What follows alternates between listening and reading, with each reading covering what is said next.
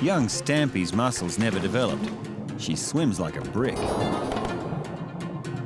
What she needs is some one-on-one instruction, and Chris is up for the challenge. She's had a rough time. Hello this morning. This is Stampy. Now, Stampy's actually about 4 years old, and she's a saltwater crocodile. But she was actually sold as a pet to a person in a Darwin suburb. Unfortunately, the person who had her there didn't keep her very well, and lucky for Stampy, she escaped. And she turned up crossing a children's crossing in a local primary school. When we got her, she was quite emaciated. She had complete muscle wastage. She was in dire straits. So, Chris being Chris, he's made it his personal mission to teach young Stampy to swim. Go on, Stamp. Let's go off in the pool.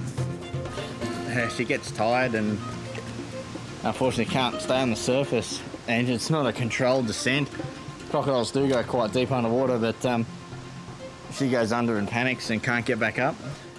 You can imagine for a crocodile this is a bit of a problem, and she'd last about 1 minute in the wild. But Chris aims to fix that. This is part of her physiotherapy. It's just her swimming, just taking her and guiding her through the pool.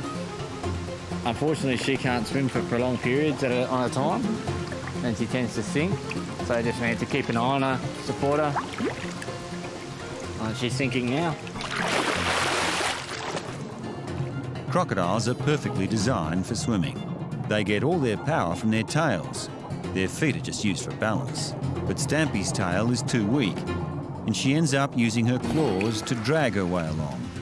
She gets very tired very quickly. You get tired already? She doggy paddles. It's actually quite unusual that she actually uses her legs to paddle where she's got this big muscle down the back, which is her propeller, but she doesn't seem to use it that much. About now, you're entitled to ask, isn't this just a little risky? Stampy's small, but she's still a crocodile. And there's every opportunity to give Chris a nasty chomp if she chooses. Because of the constant human contact she's had while she was recovering and through the recovery process, she's actually quite quiet. Normal saltwater crocodiles are not this quiet. One day she may turn, and that's a risk you do take. But I think through passive gestures and passive body language with the animal, you can actually get them to react the same. It's funny to say that I do trust her, but a lot of people don't believe me on that. In fact, they seem to have become quite attached to each other. You can see now she's got her mouth open there. That's just a thermoregulating. It's not an aggressive thing.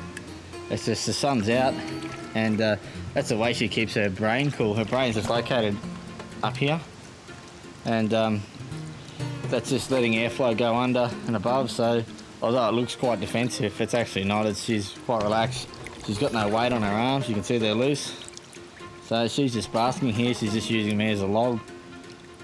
Not many people would find a crocodile that do that, or not many crocodiles would find a person that would do this. So, yeah, no, she's good. Come on, let's go do another lap.